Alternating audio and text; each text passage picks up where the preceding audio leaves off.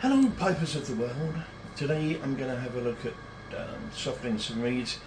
Normally I would take a blade to this and scrape it down, sand it, scrape it down, sand it, but I'm going to try and do this with just sanding. A lot of people feel more comfortable doing it that way, so we'll see how long it takes. It's going to take longer, obviously it takes longer to get the material off, but you may feel you have more control over doing it that way. I'm going to look at the mouth size first, make sure that's okay. And it's good, obviously check that first. I'm just going to scrape sand. So used to scraping each side, I'm going to do it backwards and forwards, and because this is a convex surface, too early in the morning, I'm just going to kind of rotate it at the same time as scraping it. I'm scraping it down to here and then kind of feathering it out to the top. So I'm just going to rotate it a wee bit again and then feather it out. Okay. Now, when you do this, you can't forget the fact that you're actually pushing down on the reed, so it can give you a little bit of a false reading. So once you've got it to where you want it to be, sit it down for a minute and then give it after 10 minutes or so, give it another test. You may have to go further with it. So let's see where we are with this now.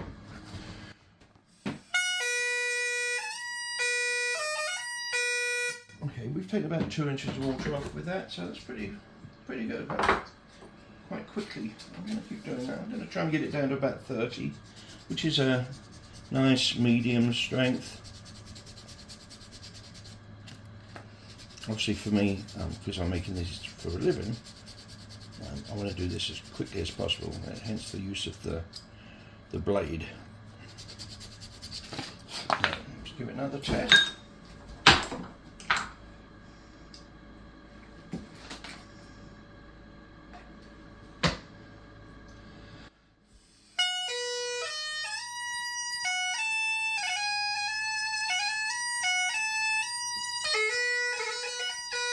So that's at 32 now. I'm just going to sand a little bit more. Now for me, the acid test of whether a reed's still working okay is playing a P-Buck high G. If it wobbles, the reed needs to be made a little bit shorter. So I'll test that again in a minute. Give it another sand down, about the same as I did before. You can see where I'm sanding. There's this bit here that is more or less clear of sanding. It's darker because I've had my dirty fingers on it. Same on this side. Okay, so I'm just going to do the same again.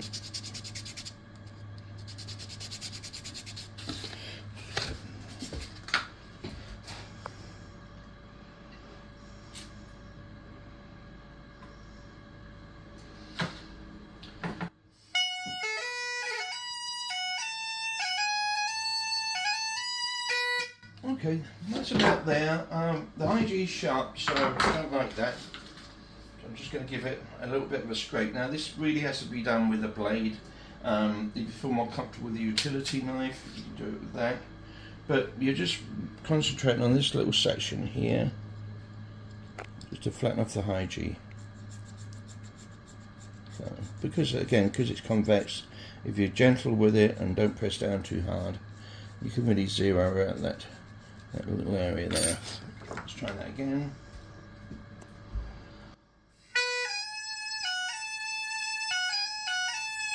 Okay, now, the IG's got a bit of a wobble on it, so I'm just going to take a little bit off the top. Now when I say a little bit, it is really like the hair's breadth. Yeah. Make sure your chisels, or whatever you're going to use, are very, very sharp. Now, as a result of this, the blades are slightly thicker at the tips now, so I'm just going to move to the top third of the reed to thin those blades out. Obviously checking it many, many times. If you put your thumb and finger like this, you'll be able to see the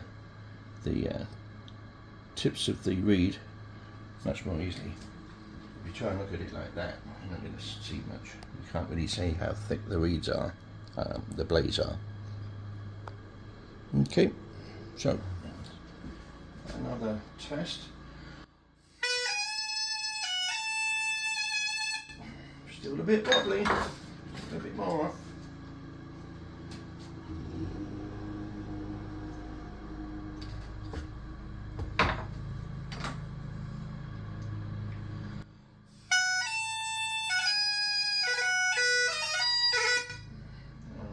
bother with those tips there because they're thin enough at the moment. The test in here.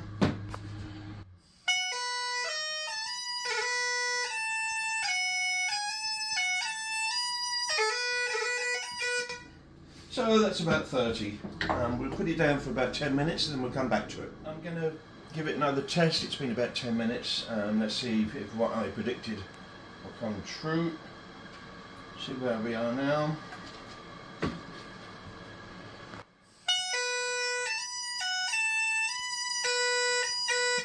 I'm testing everything off the IA because that's the pressure you'll be playing at. So we're going up a little bit, like 3 or 4 inches of water, as I said it might do. So give it another sand, again compression, release. So give it another little sand here and see where we are. Just give it another rock. I'm mostly concentrating on the lower area near the staple. Or should I say the top of the binding, whichever way you understand it. Right. Give it another quick blast.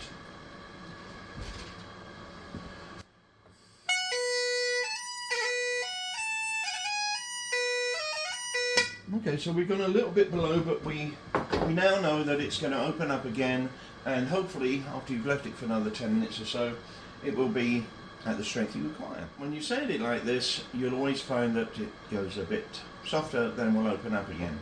So, as I said just now, it's a wee bit weaker, so it's about 28. So when it opens up again, hopefully it'll be your ideal strength of 30. So you just have to keep repeating that until you get it right. So that's it for today. I hope to see you next time. All the very best, and TTFN. Goodbye for now.